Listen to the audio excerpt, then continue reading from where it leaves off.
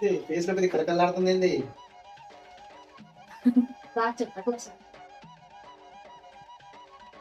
మరి ఏం చెప్తున్నారు కదా మంచిగా ఉంది. కదా అవును, మస్తు చేశారు కదా, యూట్యూబ్ ఛానల్ ఓపెన్ చేశారు. అందుకే నా వాళ్ళ వీడియోలు చూసి కొంచెం మాకు కలకలాడుతుంది. అంటే నిన్న ఊరి పోయేటప్పుడే అసలు వాళ్ళిద్దరు ఎట్ట పోతారో ఏమో అని మస్తు టెన్షన్ అయినా నేనైతే. అసలు ఇంతవరకు ఎప్పుడు పోలేదు కదా ఇద్దరే. అవును, ఎప్పుడు పోవాలి, ఇదే ఫస్ట్ టైం ఇప్పుడు పోవటం. అందుకనే కొంచెం భయం అనిపించింది.